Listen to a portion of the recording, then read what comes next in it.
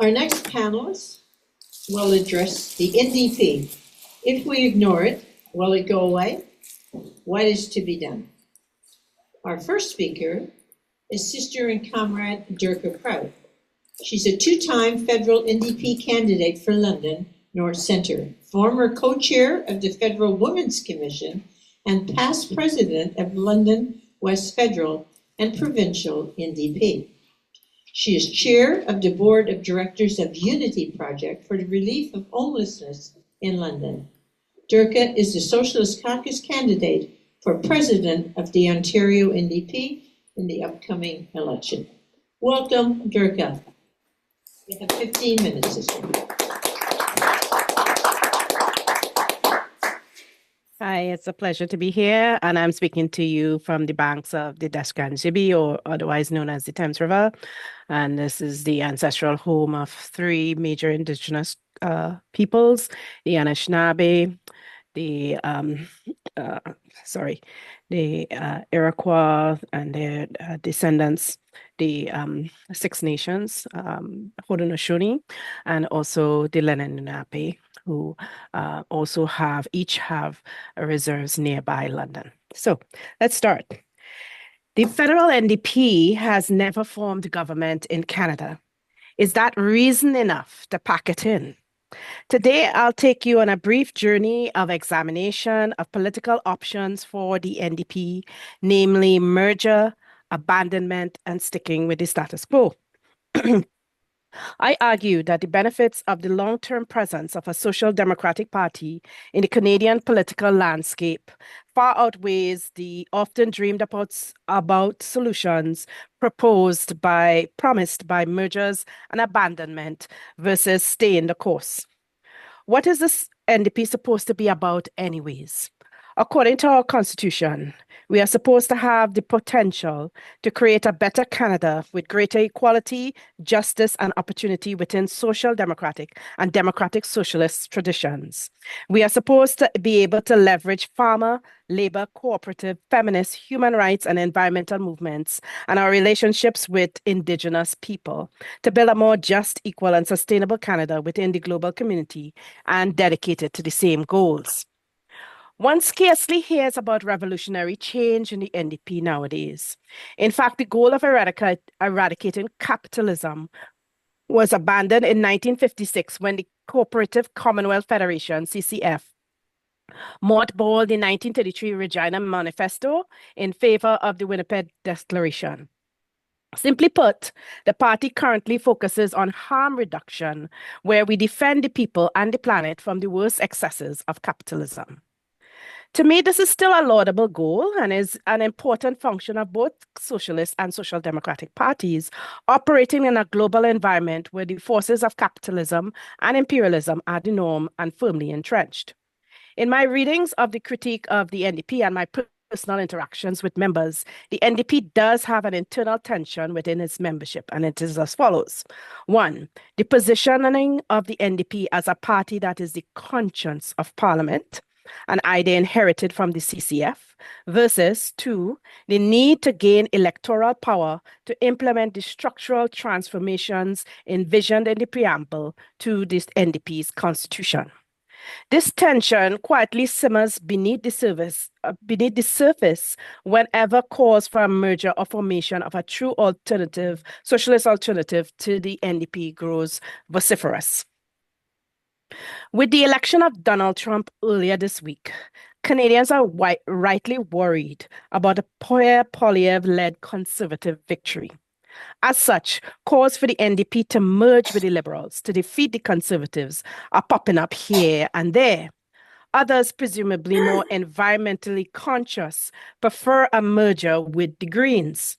Then there are those who say all progressives should unite, Liberals, NDP, and Green.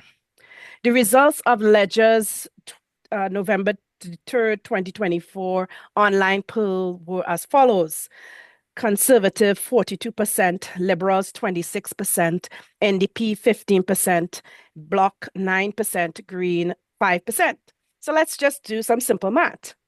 The Liberals' 26% plus the NDP's 15% add up to 41%, just shy of the 42% the Conservatives have. And then you could tack on the Greens. Voila, you've got 46% for the win. Not so fast. Enter vote efficiency. Electoral support is not evenly distributed across Canada. For example, the Liberals have no seats in Alberta and Saskatchewan. The NDP has no seats east of Quebec. And in 2019 and the 2021 elections, the Conservatives won the popular vote. The polls seem to indicate that this trend could continue with larger numbers for them. Further, as we have noted, with attempts to execute strategic voting, a contingent of the Liberal base will not vote for the NDP. Their votes either migrate to the Conservatives or they stay home. In some ridings, the Liberals, NDP, and Green may be a distant second to fourth after languishing for decades under Conservative incumbents. As a result, they have weak or barely functional electoral district associations and consequently no practical ability to rouse the electorate. As long as first past the post remains in place, it is far from certain that a merger will be fruitful. This is in addition to the difficult logistics required to create a successful merger without the whole project imploding. If a merger occurs with one or both of the Liberals and Greens, what would we lose? Well, I believe with its mythical status as Canada's natural governing party and its strong connection to moneyed interest, it is highly likely that the social democratic principles the NDP base holds dear would be pushed aside in favor of political expediency. Both the Greens and the NDP are distinguished from the Liberals by a commitment to transformative government investments, environmental sustainability, and a just transition, a la the Green New Deal or LEAP manifesto. Should Liberal tendencies in the merged party dominate, we will be left with their environmentally unjust and incrementalist approach to climate change.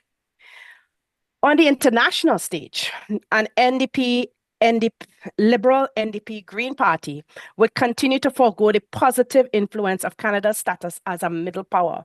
Instead of taking principled stance on human rights and strong advocacy for peacemaking, there will be a continuation of the imperial powers like the UK and USA using Canada as a friendly agent to execute their exploitative global objectives. There is a vocal cohort that feels they've had enough of orange liberals. They are ready for an authentic socialist alternative. They want system change instead of reforming a capitalist system which allows inequality to expand in Canada. They want a party informed by the grassroots instead of focus groups. One more connected to social movements.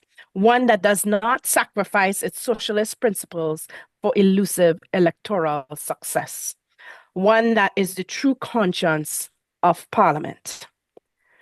What will happen if such a socialist alternative exists beside the NDP? According to political scientist Marshall Nelson, this party could look like Spain's Podemos, Greece's Syriza, or Quebec's Solidaire. Such a party could coalesce political, labor, and social movements and pursue a strident anti-capitalist agenda. A new socialist party would have to find ways to engage the electorate in sufficient numbers to supplant both the NDP and Liberals as the go-to progressive alternative. This alone is a monumental task. They will have to develop solutions to the shortfalls the NDP has achieving electoral success. The NDP, even in its current form, is a threat to governing elites. An outright socialist party will be perceived as an even greater threat. It will be under constant attack from businesses, neoliberal and neocon think tanks, and media, and even elements within the state itself.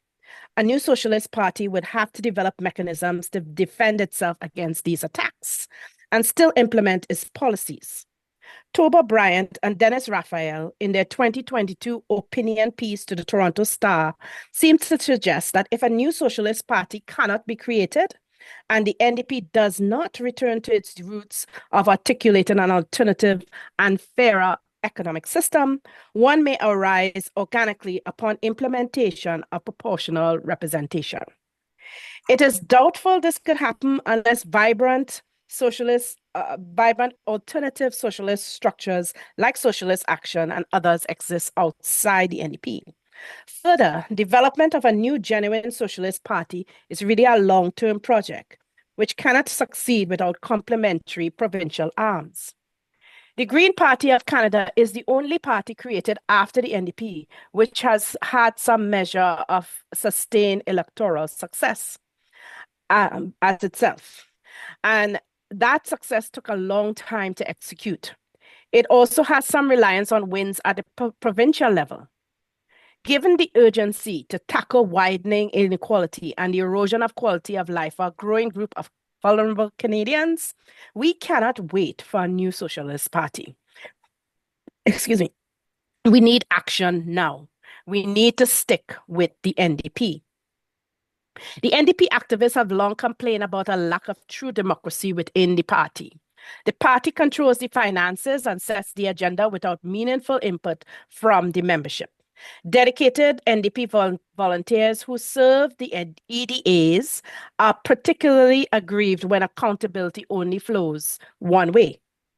Without accountability, there is no trust. No trust means no votes, no volunteers, no donations, and no power. Without power, we cannot attain transformational change. This is true now when the NDP is not in power, as it is when the NDP gains power.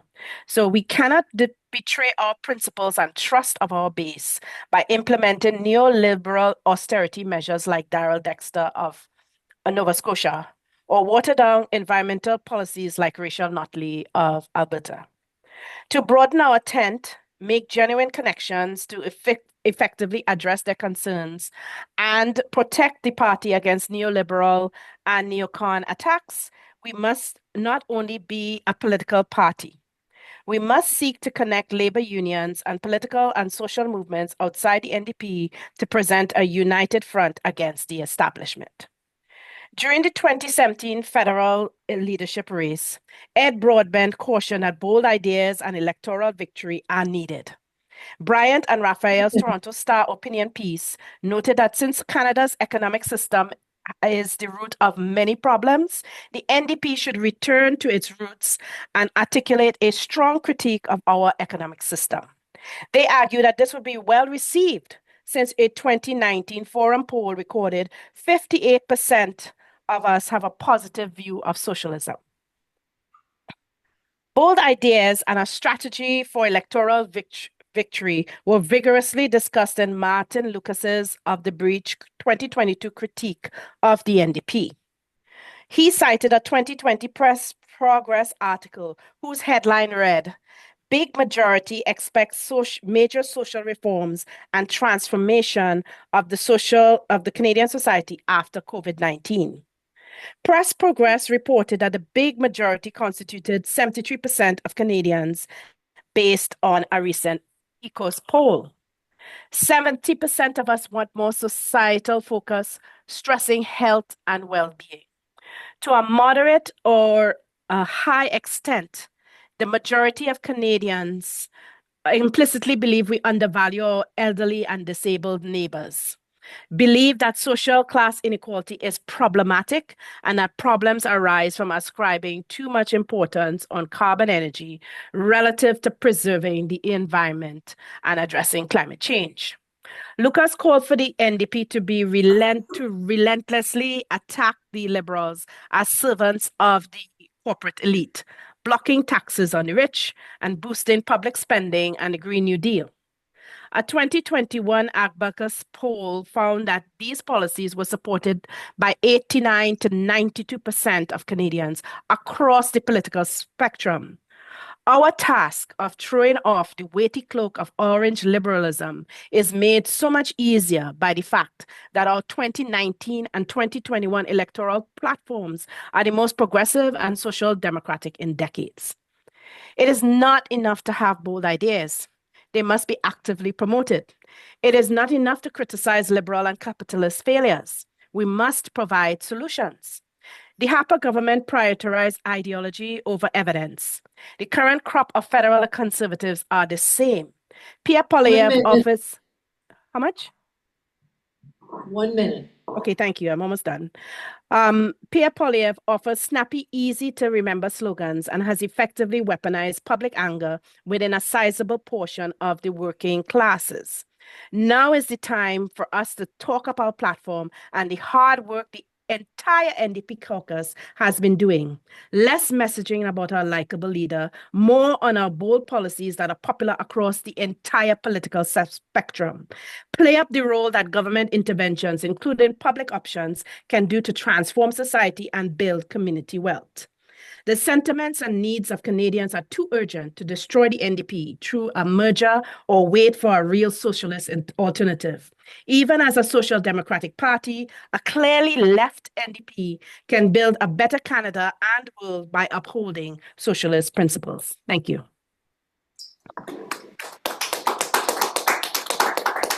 Thank you so much, Dirka. Our next speaker is Comrade Tom Baker. He's a retired veterinarian epidemiologist with over 25 years' experience in the public sector in food safety, animal health, and emergency management. He is considered an expert in dealing with highly contagious poultry disease such as avian influenza. Tom is president of the Hamilton Centre NDP District Association and is a leading member of the NDP Socialist Caucus and Socialist Action. Tom.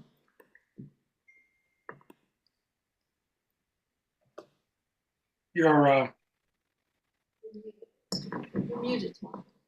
Okay, here we go. Yeah, I should add to that bio that I've been fighting the capitalist disease full time for the last decade. But anyways, Dirk, I really appreciated your remarks. It was eloquent and scholarly. I hope that gets published somewhere because that's extremely well done. I'm going to be speaking more. Well, I'm going to use the Sarah Jama situation, as it's always called, quote unquote, as a case study of some of the issues that Dirka actually spoke to. I'm currently the president of the Hamilton Centre Riding Association, provincially. I head up a very small and battled executive that's been fighting for MPP Sarah Jama to be the ONDP candidate in the next provincial election. I know that may not sound very revolutionary, but I want to walk you through the background to this. I believe that studying this situation helps illustrate the dialectical approach that revolutionary Marxists apply in relation to labor-based parties like the NDP. Over the past 2 years, I've been part of this grassroots activist and labor campaign in Hamilton Centre that led to a young disabled social justice fighter, Sarah Jama, winning the nomination to be the ONDP candidate in November 2022. We were surprised that she passed the vetting process, but lo and behold, she was selected as the candidate. There was close to 600 people that joined the party at that time. They were inspired by what Sarah was bringing to the table. She was a strong defender of Palestinian human rights, fighting the police, Black Lives Matter, disability rights. She had a long, proud record as a fighter. So we saw people who defended Palestinian human rights, trade union leaders, militants, anti-war activists, LGBTQ community, and various leftists coming into the NDP for the first time. This massive grassroots mobilization led to Sarah's overwhelming victory in March 2023 by-election, where she won every poll in the entire riding. Over 10,000 votes, became the new MPP for Hamilton Centre. She recruited a large, dynamic local executive composed of leaders of these various movements that I just cited. She was an enthusiastic new addition to what I would call a somewhat moribund ONDP parliamentary caucus or legislative caucus. She brought with her new methods of resistance against this stacked system. At a local level, young people, trade unionists, and dispossessed sectors of the community flocked to join the NDP in order to be part of what they saw was some kind of new movement. This all took place at a time when Zionist ideology was becoming stronger in the leadership of the ONDP. We still don't understand exactly how CIJA and B'nai B'rith exercise and perpetrate that ideology, but we do know a little bit about the impact of it. Various members of the party, including those in the caucus who supported Palestinian human rights, were facing suppression even before October 2023. Our executive protested the party about the way people were being treated as early as July 2023. From the first day that Sarah rolled into the Pink Palace of Queen's Park, she sought to give a voice to the broad working class and oppressed community. She openly criticized what she called the political system that continues to oppress, deflect, and ignore the needs of people. Sarah represented a new kind of politics that was rooted in truth and fighting the power of those who've called the shots for so long. She's a brilliant organizer who listens to people's ideas and works with them, mobilize to push back and win. Now, those in the party who supported the status quo, this mushy, centrist, in some cases pro-imperialist politic, and who hold formal leadership in the party, could not tolerate this independent thinking young radical. Tensions began to mount. So in October 2023, when the Palestinian resistance exploded, Sarah stood alone in denouncing Israeli apartheid and the occupation of Palestinian lands and calling for a ceasefire. Within a few days, this led to her being expelled from her own caucus without any appeal process and being censured by Doug Ford from speaking in the legislature.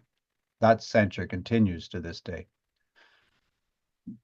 Despite a motion passed by the ONDP Provincial Council, the party seems to be doing nothing to pressure the Ford government to give a voice to the 110,000 plus constituents of Hamilton Centre.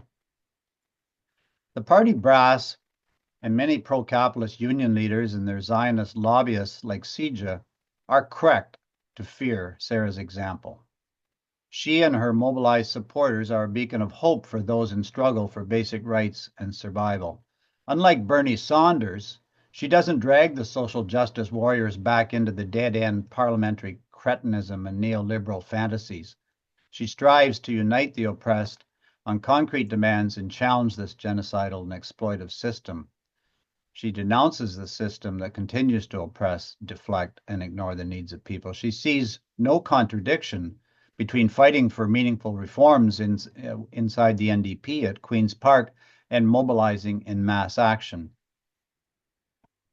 After her expulsion from the caucus, hundreds of new members and disappointed veteran members of the party resigned in protest.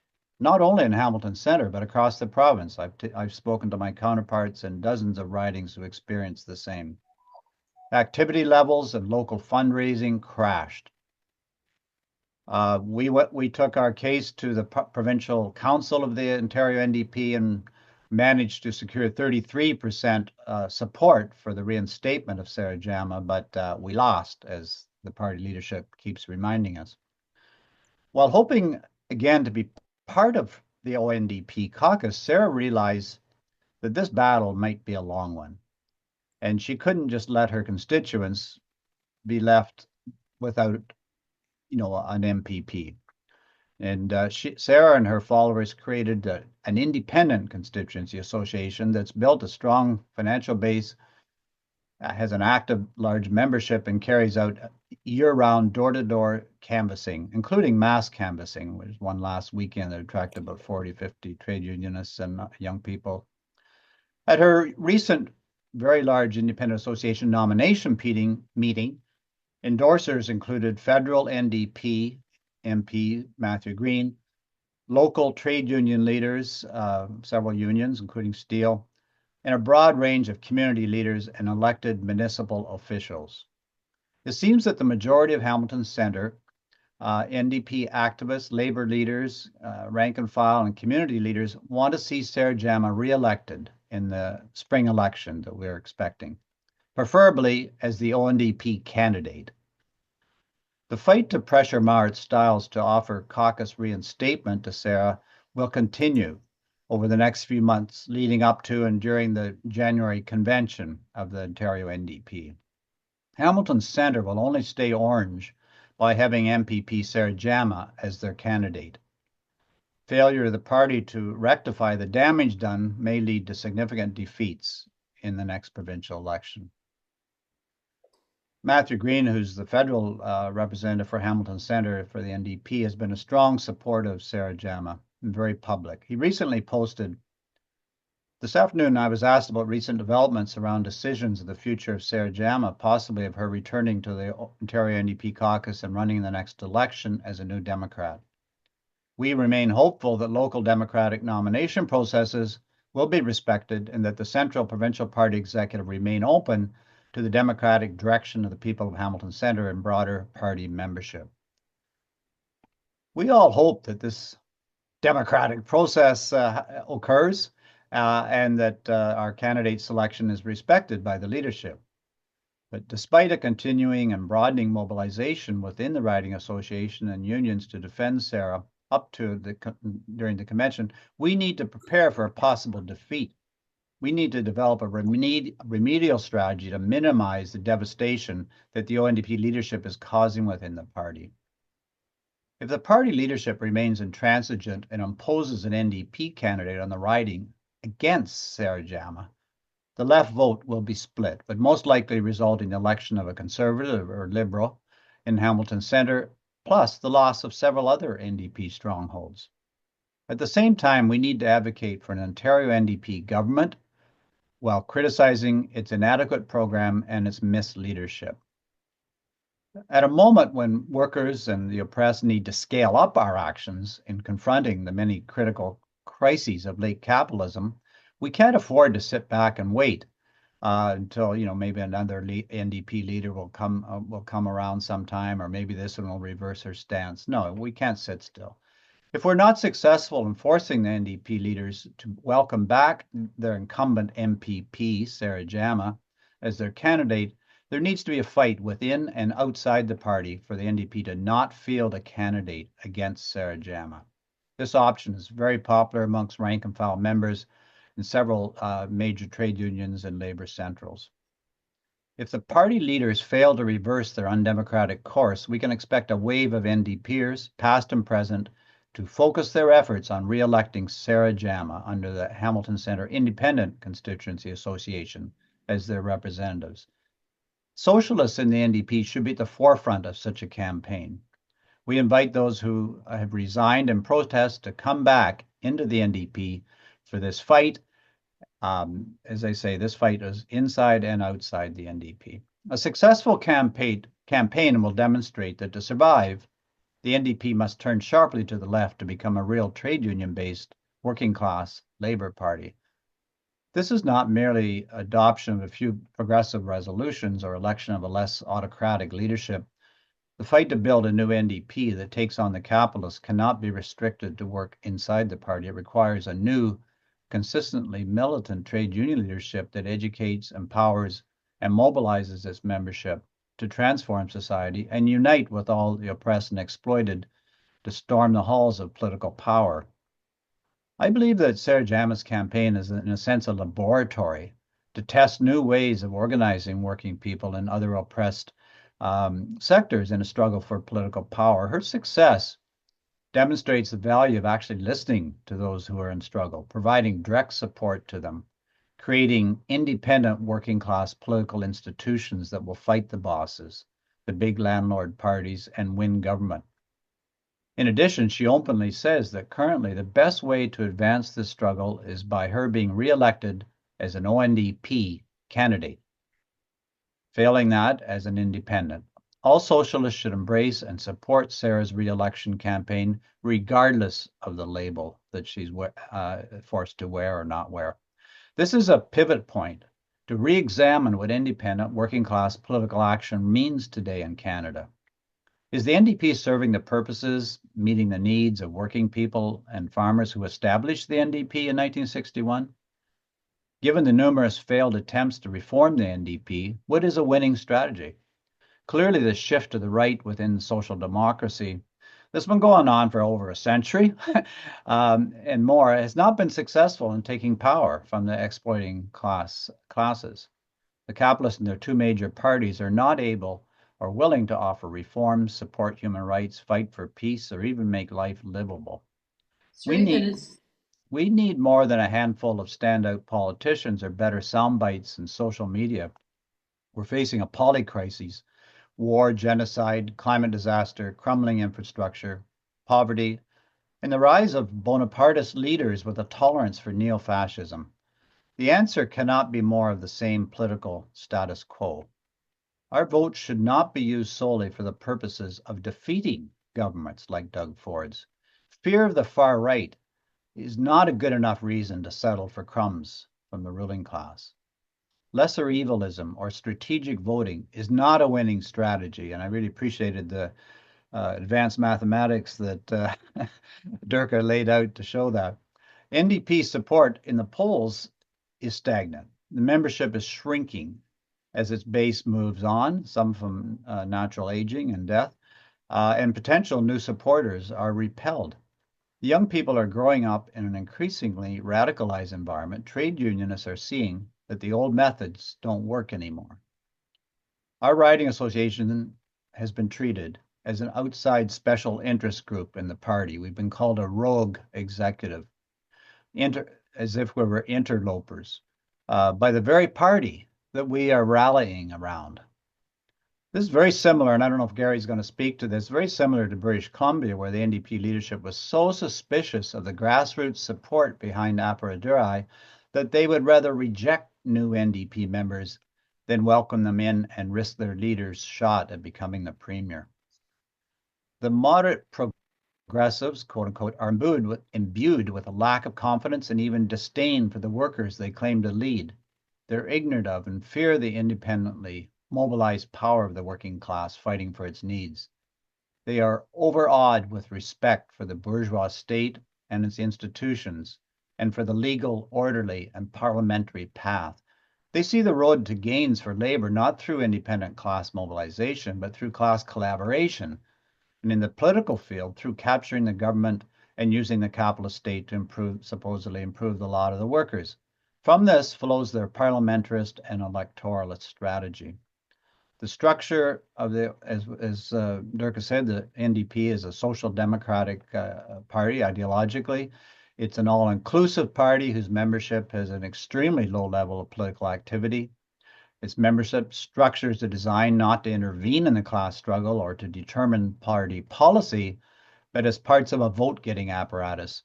The superficially democratic structure of the NDP veils a bureaucratic reality.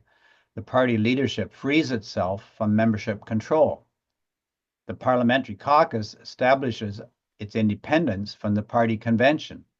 When the NDP is in office, the NDP ministry establishes its independence of any Democratic Party control. The reformist program of the NDP stands in constant contradiction to the fundamental needs of the working class, which demand mass anti-capitalist action guided by a class struggle perspective and a socialist program aimed not at the reform of capitalism, but its overthrow. The central contradiction of the NDP is that its program and leadership are reformist, while the tasks before the class are revolutionary. I'll maybe just leave it there. Do I have any time left, Elizabeth? No, your time is up. Yep. But if you just Okay. another minute, go ahead.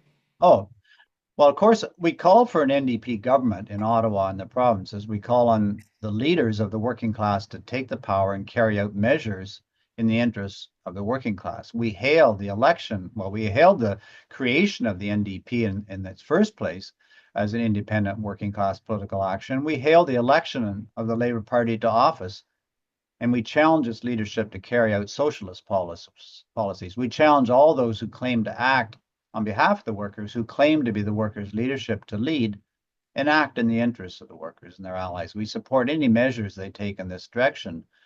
But when they betray the working class, as inevitably they do when they form provincial governments, it seems, we don't support that betrayal. Out of the battles like the one to defend Sarah Jama, we are seeing the emergence of a new vanguard of militants who understand that political structures that support the capitalist system itself must be eventually replaced by a genuine workers' party, a revolutionary workers' party. Thank you, Tom. Our next speaker is Comrade Our next speaker is Comrade Gary Porter. He's a leading member of Socialist Action. In the 1970s, he was the executive secretary of the League for Socialist Action. He is a retired chartered professional accountant. Gary is the coordinator of the Socialist Caucus in British Columbia. He lives in Victoria, BC. Gary? Thank you very much, Comrade Elizabeth, and wonderful contributions from Dirka and Tom. I'm going to step back and take a look at the origins of how the New Democratic Party emerged out of the Canadian class struggle and why we were so supportive of that process at the time, and then take a look, is there anything different, and why would we change our position? When World War II ended, 900,000 Canadian soldiers demobilized.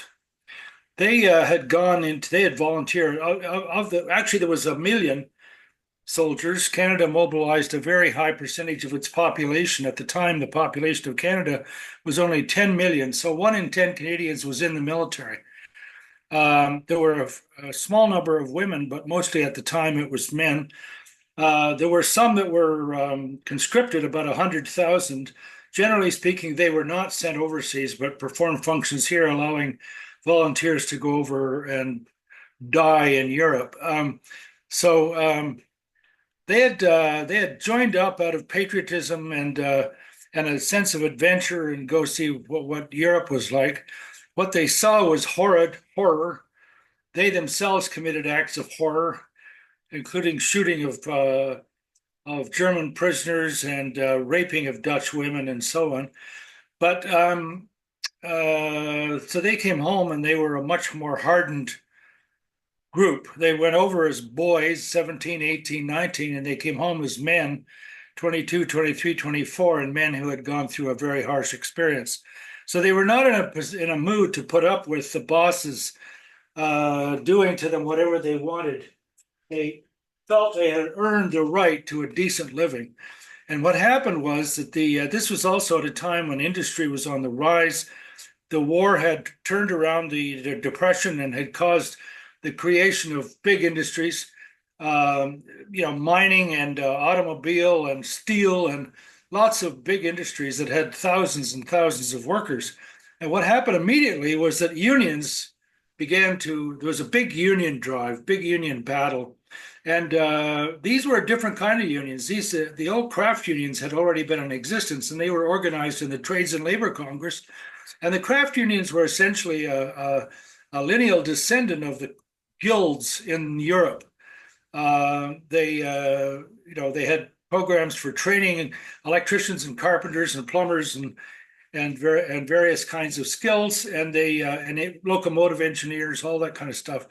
And so then they would journeyman and so on. So they looked upon unions as a representation of these guilds, and they saw themselves as the elite of the working class. The new unions were organizing everybody in an industry, everybody who worked for Stelco, everybody who worked for Ford, everybody who worked for any of these everybody who worked in a mine or for a mining corporation was in one union. So these were called industrial unions because you're organized on the basis of the entire industry.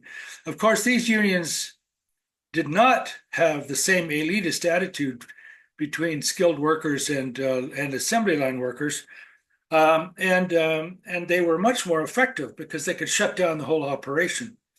They didn't organize easily. There were mass strikes. There were 17,000 went out in Ford in Windsor. It was a strike with no strike pay. The union couldn't afford strike pay, so they were on strike for 90 days without strike pay. And the workers in that period turned down at least 2 proposals by the bosses. So there was a lot of militancy.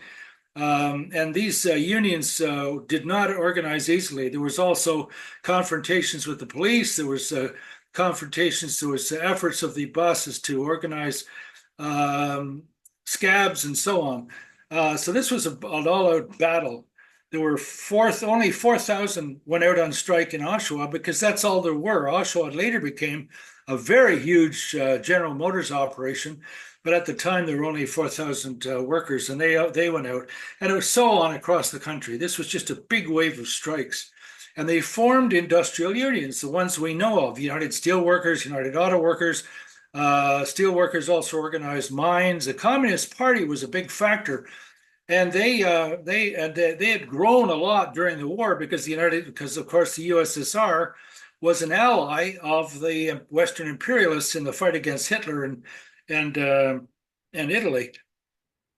So the Communist Party was very open. There was no attempt for repression, and the Communist Party membership grew by significance. And they also participated in this. They helped organize unions such as the mine, mill, and smelter workers. They organized teachers in BC, and they organized the port workers in Vancouver Harbor, and in fact the harbors up and down the coast of British Columbia. The Carpenters Union was under the Communist Party, and it was a powerful organization with good, strong base in the working class. So the Trades and Labor Congress, these new industrial unions became part of the Trades and Labor Union Congress, but ultimately were expelled because they didn't like the super militant tactics. They didn't like the fact that these unions would confront the police and confront scabs. They looked down on them as simply factory workers or mining workers and not as skilled workers, and they threw them out. So they formed a new Congress called the Canadian Congress of Labor, CCL. But now we had two houses of labor, and that was just weak. Was ridiculous. So in 1956, under the leadership of the TLC was and the able leadership of some of the new militants leading the new industrial unions, they merged and formed the CLC. And this was under the first president was Claude Jourdouin. Claude Jourdouin had been a Liberal MLA in Quebec, a member of the Montreal Town Council, and he was a militant. He was a left-winger trying to find a way in bourgeois politics to represent the interests of the workers. And of course, there was no way. So he became an advocate early for a formation of a new party that would represent the interests of labor, because the fights that the unions were having were at the economic level, but everybody knew they needed more. They needed workers' compensation. They needed a pension plan. Such as OAS or CPP. They needed Medicare. They needed maternity benefits. So there's just so many things that they couldn't get simply by negotiating at the employer's bargaining table.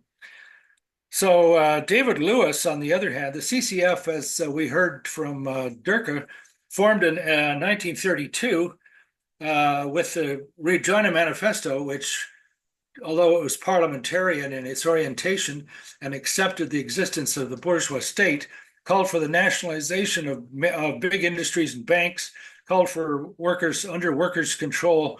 And I'm not sure they meant what we mean by workers' control. We mean really workers' control.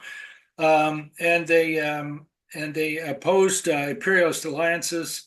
One wing opposed going into the Second World War, and a small wing, most of them supported going into the Second World War, like most social democrats, supported their own capitalist governments.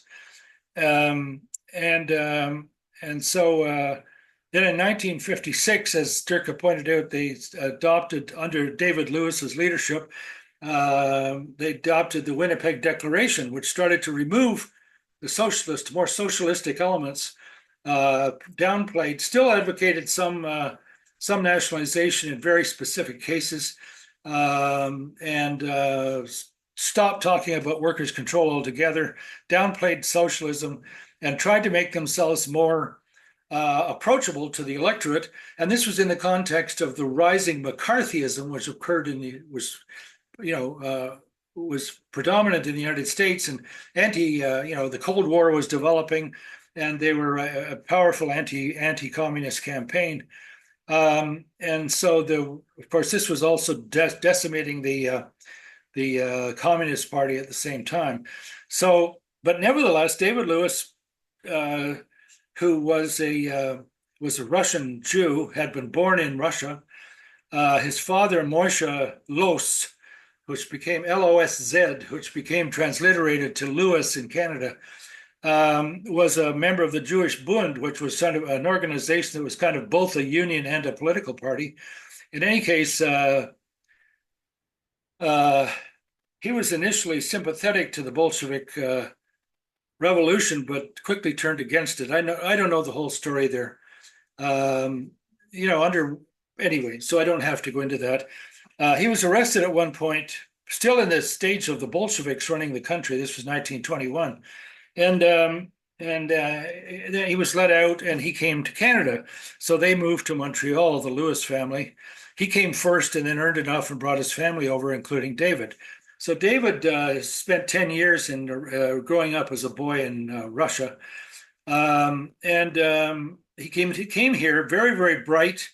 He went to university, did very well, applied for a Rhodes Scholarship. A guy named James Beattie, who was then the head of the CPR, probably the single biggest corporation in Canada, was on the selection committee. And he said to David, being interviewed as a candidate, "What would be the first thing you would do as prime minister?" And David said, "Nationalize the CPR." Which the guy then voted for him because he said, well, this guy's got some temerity. So off he went to Oxford, and he immediately became the leader of the Socialist Club, which was anti-communist. It was the Social Democratic Club in Oxford, and also a leading member of the Debating Society. People in Oxford were bowled over by him. They said he was the best debater, both politically, and he would do very humorous debates, but he spoke as a socialist. He was dead serious. He became very active in the Labour Party, and the Michael Foot was a student with him and spoke very highly of him. He later became the leader of the British Labour Party, and a leading Labour member of the House of Lords took David under his wing, wanted him to run in a safe seat and stay in England and eventually become the prime minister. But David had another offer. He had an offer to come back and become the president, that is the chief of staff of the CCF. So he did that instead. And 3 minutes. How much? 2 minutes? 3. Okay, thanks. So anyway, he came back and became the president of the CCF. He presided over the weakening of the party through the Winnipeg Declaration. But he also spoke with Claude Jodoin, and between the two of them, they organized the idea that the CCF would disappear into a new party, a party based on the trade unions, in which the trade unions would have strong representation. They would be integrated politically into this new party. And in 1961, this came to pass by a convention in Ottawa. There was a sharp contest for leadership. Hazen-Argy was defeated. Tommy Douglas was elected. He had already won Medicare in Saskatchewan. And the party adopted a program which included a lot of nationalization, was opposed to NATO and NORAD. Just imagine that today. And it's moved to the right ever since. The leadership has become more and more comfortable with being a part of the state apparatus, with their careers and their opportunism. They are more fearful of their own membership than they are of the bourgeoisie. So they have declined.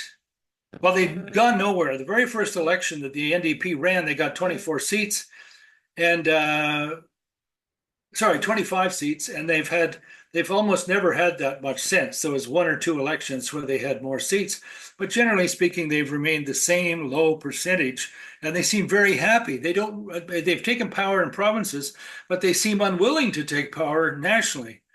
We, on the other hand, our orientation is to take power nationally. We have no qualms about stating what our goal is. Our power is to take power, throw out the bourgeoisie, overturn the bourgeois state, establish the ruling class in power.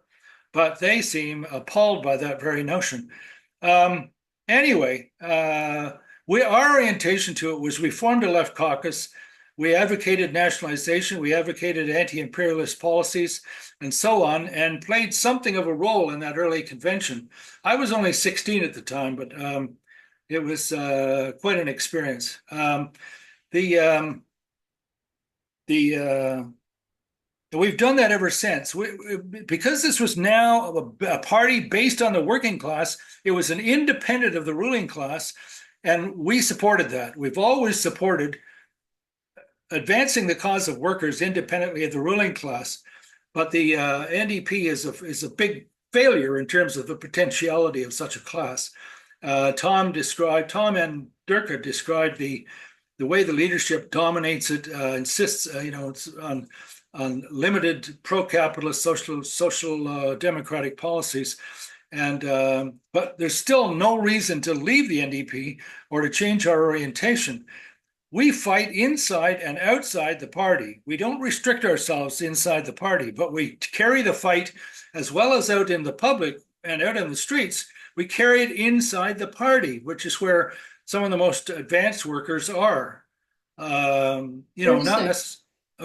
necessarily in the executives. That's mostly bureaucrats, but the level of the rank and file of the unions, some rank and file delegates, and down in the unions themselves. So our orientation is to orient to the instruments, particularly the independent instruments the working class has, the unions themselves, the party that's based on those unions, and fight for socialism. To that end, and to build a revolutionary party in public that eventually, in our opinion, will replace the NDP. The NDP will never become socialist. It's social democratic. The Social Democrats will destroy the party before they let us take it over. But we will be building our own kind of party, a Leninist party, independently of them. And at some stage, we will replace them in the struggle when the workers choose us and not them. And that's our orientation. Thank you. Thank you, Kamath.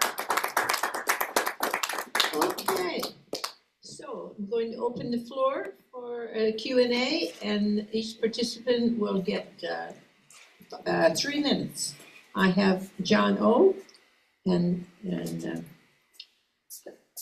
okay, first speaker. John O for treasurer. Very good. Yeah. Okay, so my name is John Ord. I'm actually president of Thornhill NDP, which has at its lowest level of membership ever, 23. We're going to have a meeting soon, of which 6 people will show up to deal with the ONDP convention coming up.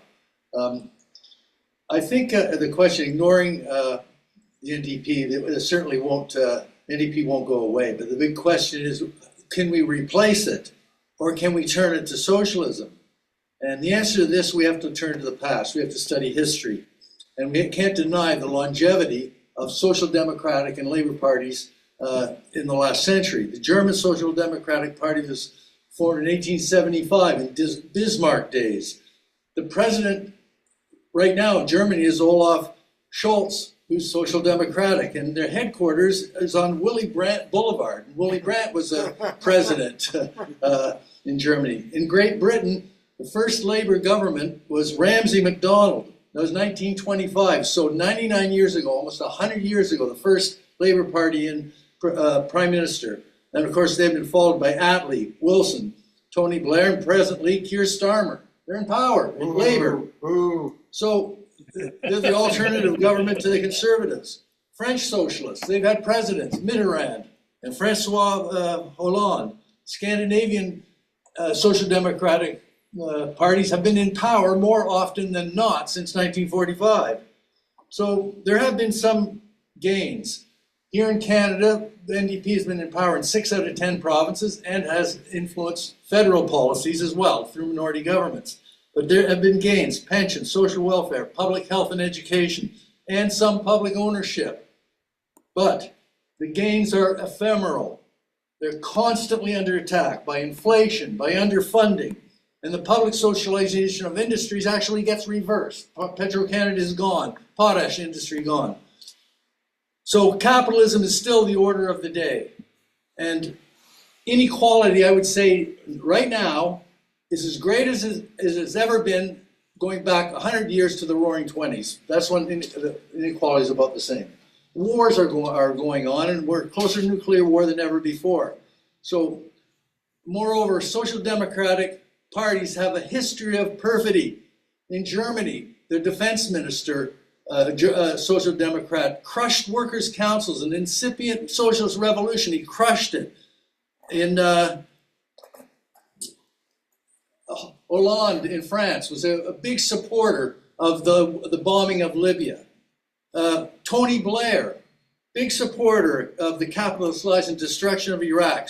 So in Canada, do we think our party's any different? We used to say Canada out of NATO, no more.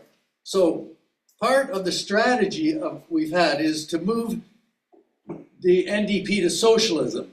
And I've been in the party for 50 years. Guess what? It hasn't happened. It has not happened. In fact, I would argue that the party is more to the right. So we have to ask a second proposition. Socialists say that we can only leave the NDP when we get thousands of people to leave. A massive, we'll leave with many, many people and start a new party. That hasn't happened. 30 seconds.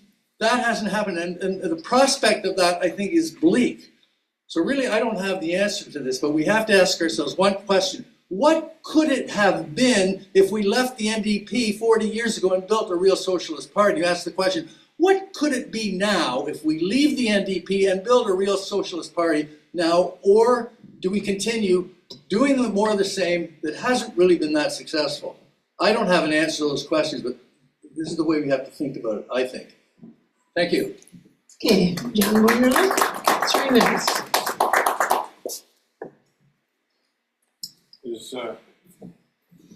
There's too many historians in this movement. One more. Including yourself. Absolutely. So I would remind people of the origins of a couple of things. The origins of the CCF brought together labor, farmer, and social gospel, all of which were mass movements, all of who were allies for revolutionary socialists, if not revolutionary socialists themselves. And I would distinguish social gospel as a real and potential ally, at least back in the day, as opposed to what Chris Hedges called the Christian heretics of the Zionists. Being a Christian doesn't disqualify you from being an ally. Other things do. The current NDP is completely broken with that tradition, of course, and avoids organic connections with mass social or labor moves. There's a combination, I think, Gary highlighted that really well about red baiting and opportunism in the electoral bureaucracy. I've got a bunch of other notes here, but I know Elizabeth is going to beat me up. Gently. Yeah, no. Remember, in 1917, the Bolshevik calls for bread, land, and peace. In today's environment of forever wars, housing crisis, and food insecurity, that call is as valid as it was then, and as equally valid for mobilizing the people. And the problem, of course, is what role does the NDP or social democracy serve in the power structure and capitalism? Right, we usually look at it from our side, but what is it from their side? It's a useful safety valve. And as soon as it stops being a useful safety valve for dissidents and complaints, whinging, or legitimate protest, that's when it'll get cracked down, and that's what creates the opportunity for building mass movements. So if we ignore it, it won't go away, because it will continue to serve that purpose. It will go away if it fails to serve the interests of capital, which is why socialists need to be there to create a left electoral two-wing alternative, an electoral alternative that's linked to a mass base in the party, to the Capitalist Party of Canada, the real CPC, the liberal and conservative wings of the Capitalist Party of Canada. This is only likely to result from a break with the NDP coming out of crisis when the capitalist orientation of the NDP fails to meet the moment. And we may be in one of those moments now. Which is why socialists need to continue to engage and beat our heads against the obstinate structures of the NDP as it is. 30 seconds. I would just say this.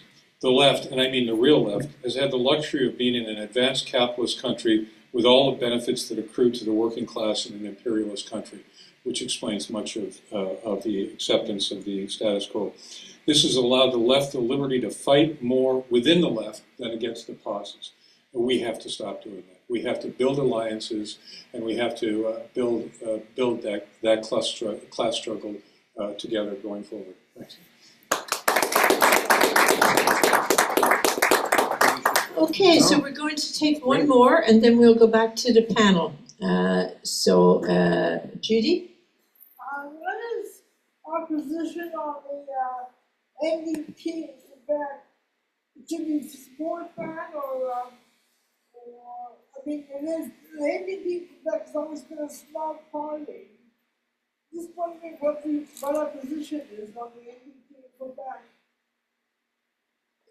Okay, so I don't know, I know people online couldn't hear that because Judy could not get to the mic. I didn't get it all either. Anybody hear what she said? Do we support the NDP in Quebec? Do we support the NDP in Quebec? That was Judy's question. So there was more interventions and questions. So I'm going to take one more, and then we'll go back to the panel. And Barry, no, it's not you this time. I would say I will come to you after Ihsan. Make up your mind. Hey. So, well, we got to give those people, that are online a chance too, and they're not winning the race because we're asking more questions in the room. Come on, catch up, you guys online. All right, Ans, go ahead. Well, today is the 35th anniversary of the fall of the wall, the end of the Cold War. I'm surprised that it hasn't surfaced in our discussion. The demise of the Soviet Union marked a qualitative blow to the concept of socialism. However distorted it was practiced, ultimately running the cart into the ditch. But 35 years ago, the people in East Germany wanted to reform socialism. They did not necessarily want to be annexed as they were by the capitalists of Bonn. The role played by the Social Democrats was tardy, hesitant, only to be completely eclipsed by the eloquence and bribery and corruption of the brown-tinged Helmut Kohl and company, etc. Let's not forget that the communist parties in Europe played a major role in preserving at least the name of the socialist parties, the social democracy. And they had to compete in the electoral arena, at least to some extent, especially in Italy and France. So we were devoid of that in North America. And the best we could do was an offshoot of the British labor tradition in the social democracy here in Canada. Helmut, what's his name? Olaf Scholz is the first domino to fall in the wake of Joseph Biden. Just as Nancy Pelosi is trying to pin the donkey tail on Biden. Well, Biden is walking dead. And so it is very befitting that Olaf Scholz, his most devout devotee, vassal, is following suit in Germany. And with it, the whole ethos, the whole lie about the provocation that Biden tried to profess that Putin unprovoked attacked Ukraine, that lie is falling apart as we speak. And it will be falling apart even more when we amplify it with the genocide in Gaza. So to reflect back on the mood of Europe, the mood of North America, it is a mood of rejection of the establishment, political establishment A to Z. And Trump is proof of that because he successfully projected an aura that he's outside of that aura. So chiming in with Jeff's closing remarks, we must build draw solace and continue to have hope that the facade of lies, the whole tissue of lies from Gaza to Ukraine, is going to explode in the face of the political class. And we must build on that and try to reestablish the real nature of socialism. Thank you. My goodness, you say it's 25 years. I remember Barry and I were in Germany then. 35. 35. Oh my God, it's even worse. We were there a couple of months after the wall came down, 35 years ago. Okay, so we're going to go back to the panel, and and they got 4 minutes each. We're going to go to Tom, then Gary, then Dirka. Tom? Yeah, I've been so busy writing down notes of all the things I'm learning here from the audience. So there was very few questions, but just well, the one about Quebec NDP always intrigues me, and I'm hoping maybe Gary can speak to that because it's an odd one where the trade union movement, I think, officially supports the PQ. Which is a capitalist nationalist party, and there is an organization called Quebec Solidaire, which I think is becoming social democratic, almost in the full sense of the word. So I think if there's a federal election tomorrow, we call for the election of a federal NDP government, including in Quebec. But it does have some wrinkles to it. And as I say, I hope maybe Gary can get a chance to speak to that. Speaking about Germany, I reflect back at our federal NDP convention in Hamilton last year? When I can't remember the chap's name, but there was a representative from the German Social Democracy, the party, who spoke there. I recall Julius stood up to the mic and kind of, vociferously spoke out against the, pro-Zionist, actions of that government and the failure to support the Palestinians. I know it was very not well received by the NDP, federal NDP leadership at the time. One thing that we do need to be aware of, though, is the different forms this can take as people reject the tried and true or the tried and failed social democratic parties, is kind of what comes next. Like some of the folks that I work with in the anti-war movement, for instance, and I think it comes up in the climate movement as well, pray for Dmitry to hold up his hand and say he's going to form a new party or run for leadership of the NDP, but a new party, more likely. And I think that that is not a solution, much as I highly regard Dmitry. It's not that simple. We're not going to get the party we need just, from a savior coming in. And there's others that talk about, it's very fuzzy, but a lot of the folks that left our local riding, have drawn some pretty radical conclusions about the failure of the NDP, but they have a difficult time articulating what you replace that with. There's some concept of grassroots, but they failed to really speak to, well, what do you do about the trade union leadership? Like it may or may not be with us.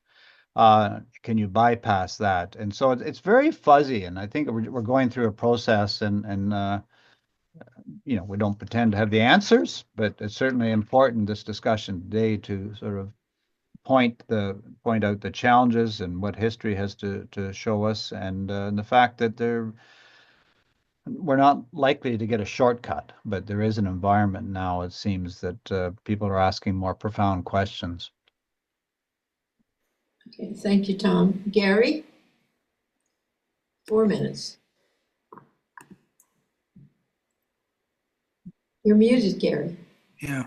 In Quebec, we start with the fact that it's capitalist society, and the best way out is a socialist revolution led by the organized working class and a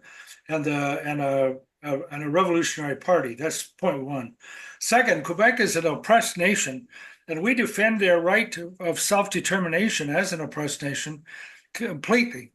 And so we see that as making Quebec a more subject to opposition to capitalism. Of course, we see that the only way the nation can be free is by socialist revolution. So we see that as right in line, in accordance with the Trotsky's theory of permanent revolution. So we in the past we've never supported the PQ. We have supported the campaigns to be for independence, but Quebec Solidarity, Solidaire, in my view, had some radical possibilities, but it's not. It has the endorsement of labor, but not the fusion with labor. It's not a labor party, and I think it's mostly becoming a petty bourgeois, maybe social democratic party. I'm wondering if.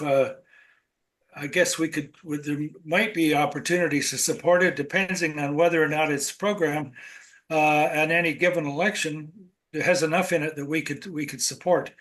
But otherwise, we would support NDP. I mean, we were certainly in favor of the huge upsurge voting for the NDP in the days of Jack Layton when the NDP became the official opposition. So that's point one. The NDP, we have to ask ourselves what has changed. The NDP has become more bureaucratized, more to the right, and that's all qualitative. That's all quantitative moves in terms of its program. Its program has been bourgeois since the founding convention, and so it's become a bit more. But there's nothing qualitative there. And the other thing is, it's still a labor party. It's still based on very large trade unions. And still has the endorsement of the CLC. So, and the participation of labor in its conventions and leadership bodies. So there's no reason to change it. We cannot make revolutionary openings. That's done by the working class. It's done by crises in capitalism and the response of the working class. And so people say, what should we do? Well, if it ain't, nothing qualitative has changed. And it's taking a long time, and it's very hard to remain patient. But what we are doing, what we can do, as much as we can possibly do, given our limited resources, outside the party as well as inside the party. And the best thing we can do is recruit and educate a cadre that can be ready to take advantage of opportunities when they come.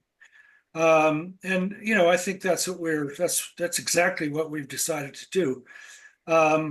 We could always do a little bit more. Maybe some of the things we do are not the smartest moves in the world, but generally speaking, I don't think anybody's doing anywhere near as well in terms of orienting to the mass or independent workers organizations as we do. So most of them don't even have effective orientations to the mass workers organizations. 30 seconds.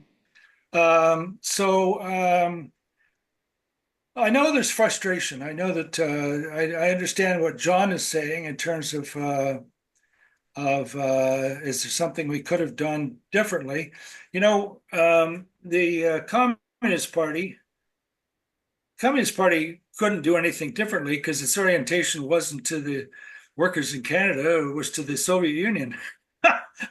So it represented the interests of the Stalinist bureaucracy, not the Canadian working class, and the Canadian Social Democrats represented the interests of the Canadian bourgeoisie and not the working class.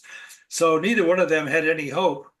It just turned out the Social Democrats became the more prominent of the two, given the circumstances of the McCarthyite period, and then of course the exposures of Khrushchev about Stalinism at the 20th Congress and the Hungarian Revolution and the Czechoslovak Prague Spring. All of these mitigated against the Stalinists. So what do? More of the same. We can't be afraid to say that. Okay, thank you. Dirka, 4 minutes.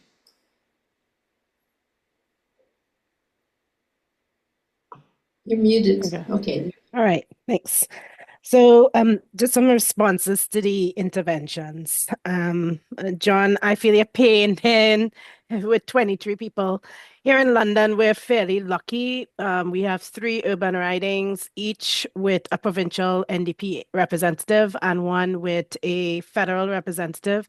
And I see that, membership, even though we have more representation than when I moved to London 20 years ago, where we had just one MP. I do see the aging of the volunteer base. I do see less numbers, except, during an election time. But in between elections, it's fairly quiet, and things certainly are different.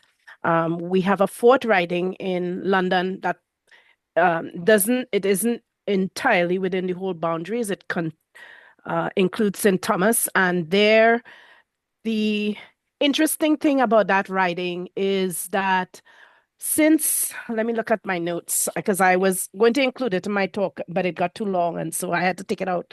But they consistently, since over the past 20 years, have gotten 50 to 24% of the vote and 15 to 18% since 2015. So this is interesting. They have a non-functional, basically, riding association, and they have to bring candidates in from outside just to have somebody on the ballot. I think there are a lot of ridings like that. And if we had a bureaucracy that was more interested in the health of the party, and making sure that the money that they control, because all the funds now go to them, and they are supposed to be dispersing it down, that we could probably bring that over a 10-year. It will take more than one election cycle to build back the riding association, and the neighboring people like the MPPs and MP and people in London, we may be able to assist, and bring another riding into our fold. So there's lots of lost opportunities there. There was a by-election provincially, I think it's Chatham, Kent. I forget the whole name of the riding, but the person who ran called me. I wasn't expecting that call, just to thank me for my help. And then she said she was despondent as a candidate because the electorate in general didn't seem to realize the difference between municipal, federal, and provincial. This is something I'm hearing more and more from different people who go canvassing. And there's also a despondency. There's the feeling that we're all the same, that we can't be trusted. And these are things that the NDP could address if they meaningfully speak to the problems that people face, and back it up with solutions. But they also have to educate people, because there's a lot of information out there, and there's a lot of ways to get information, but it's not, before it was really easy. You picked up a newspaper and you talk to your neighbors, but now there's a lot of interference in those various information streams. And so I heard Gary and Tom and some other people talk about the value of education. You can't organize without education. So we have to get back to education. I mean, there was one email that came from the federal NDP, and I actually gave them a donation and said that and told them this was a very good email. That was the only reason why I'm giving you a donation, because you actually explain something, Labor. 30 seconds. Pardon me?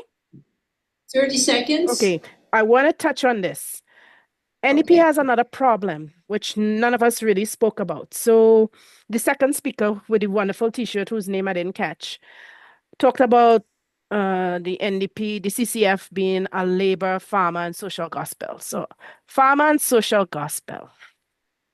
We have a rural-urban divide, and I see it creating a lot of problems for the NDP. The NDP could actually win equally well in rural areas as it could in urban areas. but the bureaucracy is overly twisted, even though we're in favor of electoral reform, but we're overly represented by people in urban areas and big urban areas like Vancouver and Toronto and stuff like that.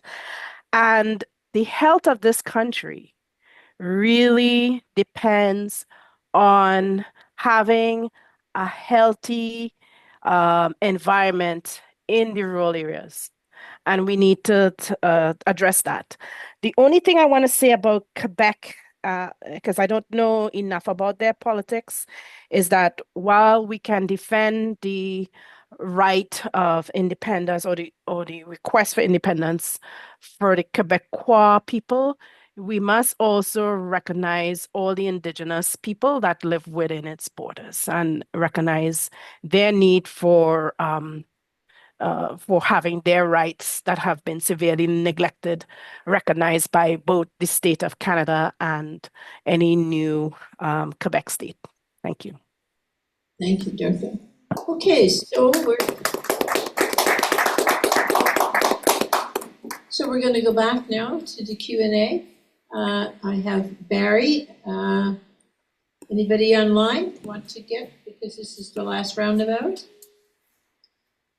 Okay, Barry, go ahead, Barry, 3 minutes.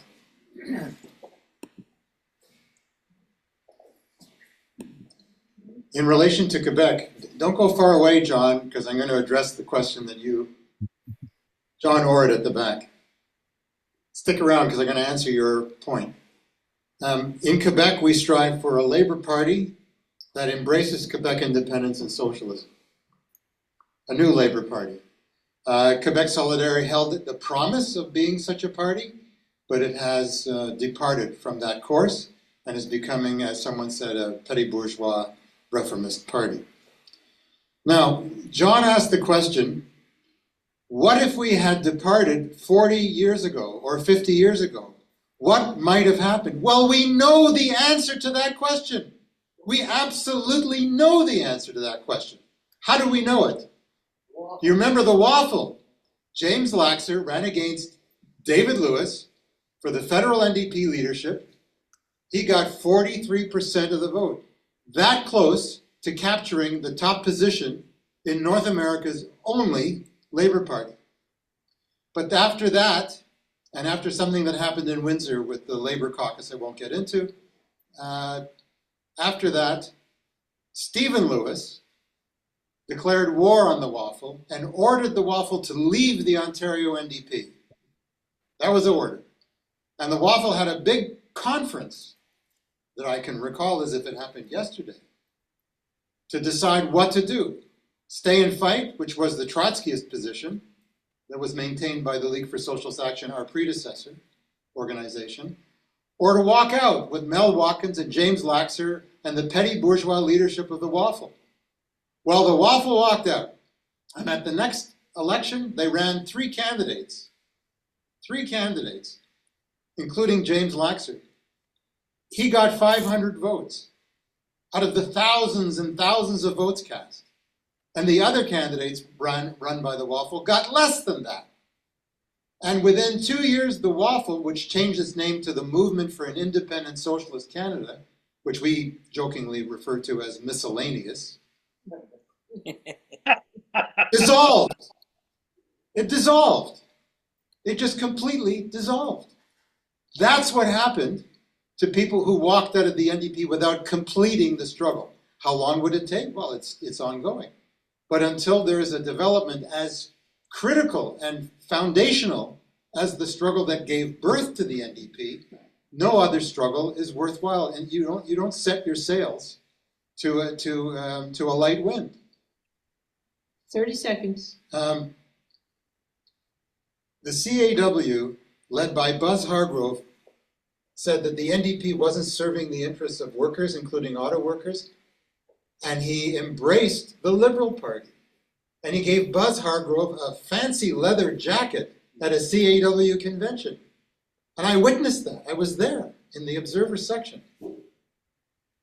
Some people on the left thought that's a step forward. The CAW is breaking from the NDP and they're going to build a new party. Well, did that happen? No, it did not happen. Instead, you have the CAW, now Unifor, supporting the NDP in some constituencies and supporting Liberals in others. That's not a step forward. Without making any apologies for the NDP, that is not a step forward. Finally, give me 30 seconds. Dirka Prout is the Socialist Caucus candidate for president of the Ontario NDP, and that shows what we can assemble in terms of a team of candidates that will be heard and will make a difference in raising consciousness. And we're going to publicize it in Turn Left magazine. We've raised $2,000 and we need another $2,000. I hope people here will contribute, and those online and those who see this later. Thank you. Okay, I saw Flo's hand up, but I don't see it anymore. You still want to speak, Flo? No, I don't see anybody else's hand. So what I'm going to do is go back to the panelists, and we'll start with Gary, then Dirka, then Tom for a 2-minute wrap-up, something they maybe forgot to say or would like to add now. So 2 minutes. Gary. Yeah, I think the work we've done in the NDP has had results. First of all, a lot of the people, we had quite a contingent of people in the LSA who were recruited from the NDP, and I'm one of them. You know, I think that continues to be the case, although the ridings are not as active now as they were back then. And the campaigns back then used to have mass rallies, like they would fill Maple Leaf Gardens and Pacific Coliseum and stuff like that, with thousands and thousands of workers and youth coming together and seeing their strength. And you could, and we could pass out hundreds of leaflets and stuff like that. But anyway, they don't do that anymore because that brings the membership involves the membership too much and gives them too much a sense of their own power. So the leadership doesn't like that. You know, we also have moved the party a considerable distance on the question of Palestinian rights. In 2018, we tried to get a resolution and Singh organized it so we couldn't even get to speak. And now Singh is talking about some of the demands that need to be spoken about on the Gaza question. Of course, single state solution is the main, you know, well, ending the war, getting U.S. out, Palestinian, end the attacks. All these things are urgent and immediate, but certainly a single state, a single democratic, all-inclusive state in which the Palestinians would, by virtue of their numbers, dominate, is the solution that the NDP has not yet accepted. And we've certainly won the NDP much more towards 30 seconds. Much more towards a better position on climate change and so on. At least some parts of the NDP, not BC. BC is a fossil fuel supporter, almost as strong as Rachel Notley, maybe stronger, because they've initiated projects. Rachel Notley just didn't cancel anything. So I'll leave it there. Thank you very much. It's been a wonderful session. I've really appreciated the contributions of my colleagues and the contributions and questions. Thank you very much.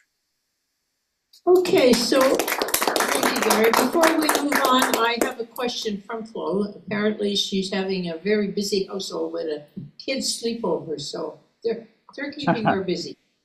So our question is this, and Gary, I will give you an opportunity because the question is just in now. A key issue is the NDP has cozied up to benevolent capitalists in terms of donors and consultants. I'm thinking housing policy, especially in BC. Big developers love so-called social housing plans. Is it possible to dislodge the material connection between the NDP and big capital, which the social democratic market reliance that it advances? How do we empower the grassroots labor power within the NDP and suppress capital influence. So I'm going to now go to Dirka, then to Tom, and then you can have a minute at the end to Gary. Okay, so Dirka, the question.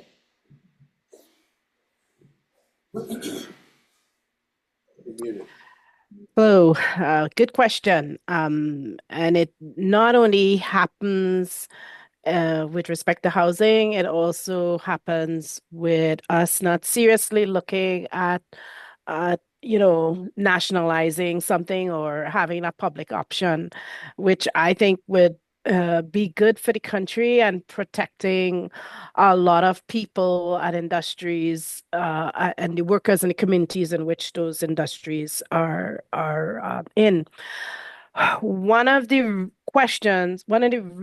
things that a lot of the authors that I looked at um, pointed out, and one in particular, um, uh, I'll find the reference and put it in the chat, but is that we as socialists have to think about the real demands that come on you, even if you win power.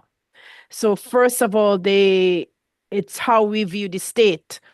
Is the state just a tool of our creation, and then we can model it, and fix it so that we get it to be one that works for the people of the planet?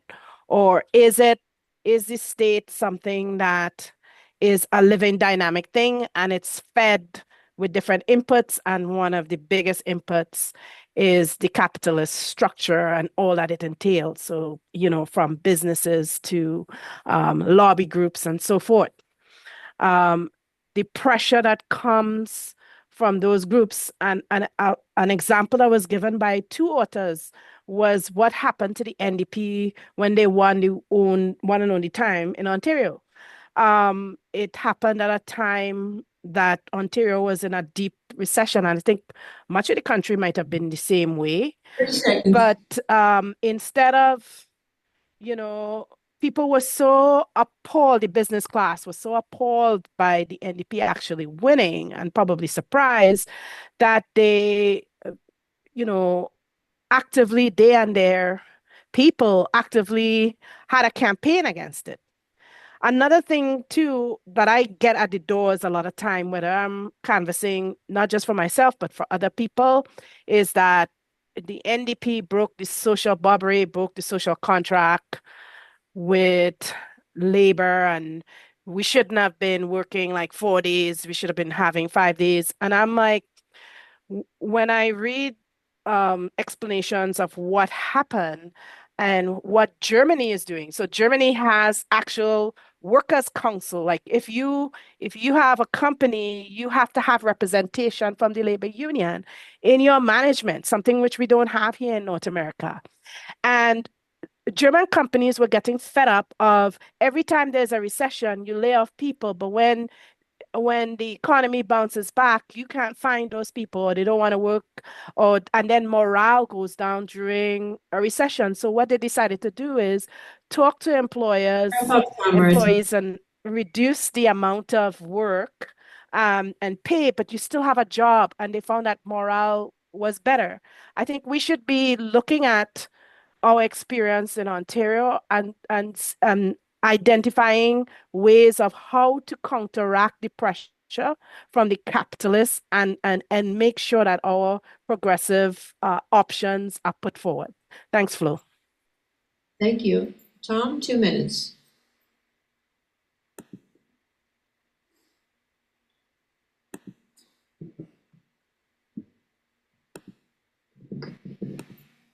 Sorry. Yeah, it's interesting. Gary was saying about being, a member of the NDP and being recruited and, into socialism through that. I think that it's hard to believe, but there actually are a lot of young people still whose first political experience in terms of, even thinking about political power is in the NDP. I'm kind of surprised at the growth of some of the campus on the several of the Southern Ontario campuses. I don't have any personal connection to that, but And it seems like it's being done totally separate from the local riding associations. But we need to keep an eye on that. I know we've tried to send people from our younger comrades to these conventions, but I don't think we've been too successful in having much impact there yet. In terms, I want to talk just really briefly about the Bob Rae example, because I think there's a lot of lessons in it. When he was elected, and surprisingly, the NDP got a majority government. They weren't expecting anything like that. And the first thing Bob Rae did in his victory speech was guarantee that he would serve the interests of all Ontarians. I'll never forget that first line. And it was certainly not the expectation of those that got him elected, including his own candidates. They thought they were working for something else. And rather than serve in the first interest that he served, first time when the auto insurance, one of the demands have been during the campaign had been to nationalize the auto industry, similar to what Manitoba and I guess BC had done. And so within hours, the auto industry had cleaned out all their auto insurance industry had cleaned out all their offices and brought people down to Queen's Park. Bob Rae immediately backed down and said he wouldn't nationalize the auto insurance industry. So it's interesting. There's a magic transformation seems to take place. 30 seconds. So the NDP, transforms, not really transforms, but it becomes a capitalist government. I think Gary has written some stuff on this in the socialist press. It's a bourgeois government. It actually becomes a bourgeois government when the minute it takes power, because of course they're totally beholden to the big powers, big capital, as Flo mentioned in her question. So that's an interesting process, and so it probably begs the question: what should we do in those rare opportunities when the NDP does form a government? How do we quickly move in to try to block that? I mean, it's an interesting it's not a transformation, but it's a different aspect of the NDP that's usually not apparent. It's kind of hidden in the background, but when they form government, it's right there. Okay, Gary, 1 minute. Okay, when Bob Rae said that, he meant he's representing the 1%. That's what he meant. We don't want people to say they represent everybody. We want them to say they represent the working class, and to hell with the capitalist class. We're not representing them. We're opposed to them. So that's one thing. The other thing is basically what he did was he tried to get the costs or the deficits that were being run in Ontario, because they wouldn't tax the rich. He tried to get the workers to pay for that by taking time off and not getting paid. So that was, but Bob Rae was a liberal. I mean, his family comes from the Liberal Party. The state is built, every fiber of the capitalist state is built to be very open to the capitalists, access to the capitalists, and to be very closed to the workers. There's no way to get access. A union can ask to see a minister, and they may see the minister in 6 weeks. A capitalist can ask to see a minister in the morning and see them at lunch. So, that it's the NDP would, if it be, as long as it doesn't start immediately to transform.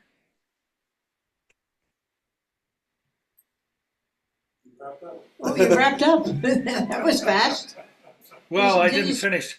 I stopped mid-sentence. Okay, good. Okay, all right, Paul. You got 15 seconds. Go for it. Okay. As long as you don't try to get rid of the capitalist state immediately, it will overwhelm you because the capitalists run it. Yeah, it's very true. And, the NDP, when they got in power in Ontario, they were no better. In fact, I think they were worse than some of the other parties that was in. The first thing they did was tear up the collective agreement, or if not the first thing, it was pretty close. The convention that I attended voted unanimously and not to have Sunday shopping. And Bob Rae says, I don't care. I'm premier of all the people. There will be Sunday shopping, and it's not just Bob Rae. It was the whole party. I mean, the Attorney General, I've struck his name. Marion Boyd. Howard Hampton. Howard Hampton, that's right, Howard Hampton. Yes, I remember him well, even if I forgot his name. Because he was the one that jailed postal workers. And I'll just be brief. The thing is, anytime the postal workers go out on strike, of course, there's always an injunction. They get an injunction against us, and 9 times out of 10, we break the injunction. And then when the strike is over, Canada Post will go into the courts and say, well, the strike is over now, and they're all back to work, and we're all friends again. So let's forget the injunction. But because the injunction is sort of spitting a judge in the face, it's the Attorney General that's got to say, okay. Well, every other Attorney General, whether it was Liberal or Tory, did that. Did that. It was if it was a Liberal government and the Tory government, when this happened, because we've had many strikes, this has happened. It's forgotten about. Not the NDP. I mean, he had a choice. He could have given us a $5,000 fine or send 3 of our leaders to jail, or both. Howard Hampton decided on both. He took the $5,000 fine and he put 3 brothers in jail for 3 months. This was the NDP. Shame. This was the NDP. I could go on and on and on of what happened, but just a prime example of what the NDP does when it gets in power. Okay? So that's the way it is. Anyway, thanks to all the panelists. And there's one more thing. There was a question in the chat and the question is for John Wonderlich. You have big problems now, my friend. Okay, they want to know where you got that wonderful shirt, Grand Theft in Ontario. Yeah, there's, I'll try and find the link and you can put have, it, yeah. It's a guy here who does progressive shirts on his comrades in BC is asking. Yeah, no, okay. It's so if you can let us know. Let us know. Okay. All right. So the next session is coming up shortly. Thanks again to everybody for this session. And there's pizza. Okay. So let's grab some pizza and get ready for the 3rd and final session. Thanks, everybody. Thank you, Dirka.